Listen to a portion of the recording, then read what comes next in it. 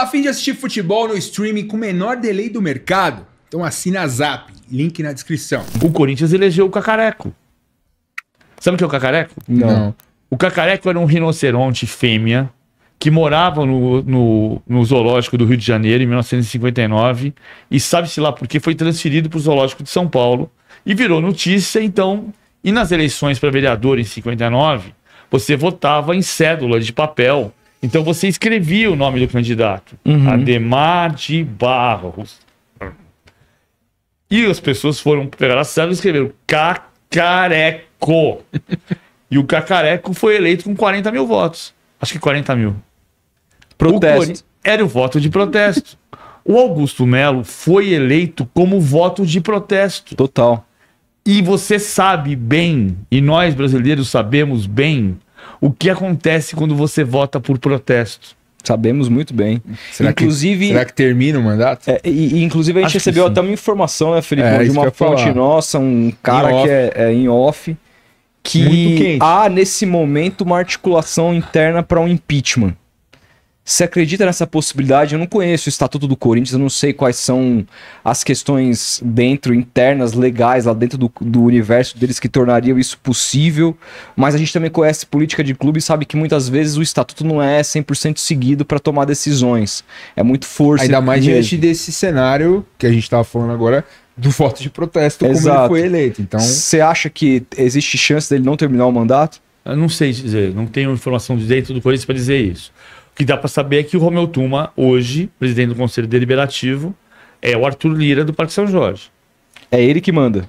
Não é que ele manda, é que ele não deixa mandar se ele não participar da articulação.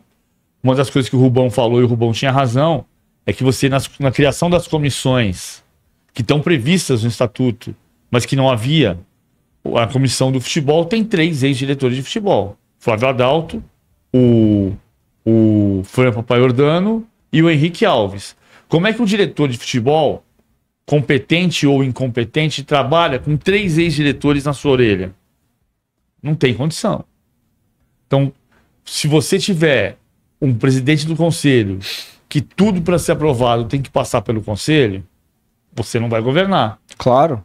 é uma figura decorativa o presidente. Então. Porque... Não, você exige uma série de acordos diários, que é um desgaste diário, e a estrutura do Corinthians não é essa. Não é não é nem a Constituição do Brasil, que é esse nosso presidencialismo de cooptação. Você acha que o Corinthians vai perdurar por uma crise durante muitos anos ainda? Ou uma saída seria uma SAF, algo assim nesse sentido? A SAF não pode ser para safar-se. A SAF não pode ser prefixo Até porque de safar-se. não tem sido isso, né? A gente tem visto aí os Cruzeiro, Botafogo e... Qual outro time? Vasco. O Vasco. Porra, não conseguiram nada ainda, sendo SAF. Porque os projetos de SAF de Cruzeiro, Botafogo e Vasco, que foram os 3 primeiros, foram para safar-se. Pra se safar. Para se safar. Pra respirar. Pô, a SAF é um projeto que é baseado no que aconteceu na Espanha, das SADs. As SADs nasceram em 90, mas com 4 anos de carência. Então elas começaram a entrar em vigor em 94. E todos os clubes tinham que virar SAD, menos Real Madrid, Barcelona, Atlético Bilbao e Osasuna. O primeiro clube SAD de sucesso foi o Atlético de Madrid, que foi campeão em 96. Primeira SAD campeã espanhola. 4 anos depois, o Atlético de Madrid foi rebaixado. Ser SAD, SAF, clube poliesportivo, não é A saída. não é a certeza da gestão. O Milan foi um clube comprado pelo Silvio Berlusconi quando era uma massa falida do antigo presidente. O Berlusconi transformou o Milan num clube revolucionário. O Berlusconi foi um facínora, como político e como pessoa. Sim. O Berlusconi foi um revolucionário como diretor esportivo. Ele transformou o Milan no maior clube do mundo. Sim. E até ser vendido em 2012. De lá para cá, o Milan teve 4 proprietários diferentes e nunca mais voltou a brilhar na Europa. E é a mesma Cara, estrutura. hoje é considerado, não pela história, mas pelo que vem, como se fosse um clube médio. Quem É. tem vontade de jogar no Milan hoje? Você fala assim, nossa, Ninguém. antigamente pintou Camisa o Milan, fudida, era né? um negócio assim... A questão do Corinthians é que o Corinthians, a gente lê as notícias e vê que a dívida só cresce. E isso impacta, né? Claro, na gestão, Mas uma no coisa que futebol, aconteceu na no gestão, campo. uma coisa que aconteceu na gestão do Willian foi que a receita voltou a crescer. A dívida tem que parar de crescer, mas Uhum. a receita também tem que voltar a crescer. O Corinthians foi o primeiro clube brasileiro a bater 300 milhões de reais de receita e ficou estancado em 400, 450 por 5, 7, 8 anos. Até que no ano retrasado bateu 750 e no ano passado o Corinthians teve uma receita maior que a do Palmeiras. Sim, e não ganhou nada. Esse é um ponto importante. Aí você tem quase 1-1 na dívida, mas você tem 700 milhões de reais do estádio para pagar. Uhum. Então você vai bater 1 bilhão e 800, 1 bilhão e 900, cada hora se fala um número, e você tem 1 bilhão de reais de receita. Quando o Corinthians foi para a segunda divisão, olha como mudou o volume de receita. O Flamengo é um clube que fatura 1 bilhão e 300 milhões de reais. Uhum.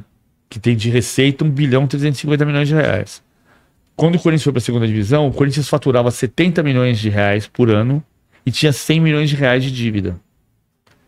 Isso significava que o Raul Correia, que era o diretor de finanças na época, o vice de finanças, dizia que o Corinthians arrecadava 70 centavos para cada real de dívida.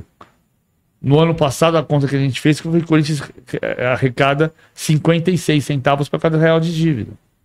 Não pode ser essa a relação. Não significa que você não possa ter 1,5 bilhão de dívida se você faturar 2 bilhões. É isso. Ah, Você não pode ter uma dívida de curto prazo que te estrangule. Claro, claro. Né? É isso. Aí- Agora, é Pressão- claro que tem que resolver. Não parece que vai resolver elegendo um candidato de protesto. a impressão é que se o Corinthians der uma flamengada de, sei lá, 5 anos, ele volta rapidinho a brigar, ou não?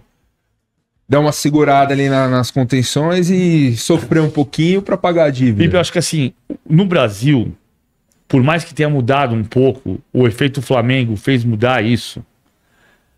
É diferente de você ver na Espanha, na Inglaterra, onde para ser campeão, você precisa ter um investimento pesado e contratar um time de craques. Porque você vai jogar contra times de craques.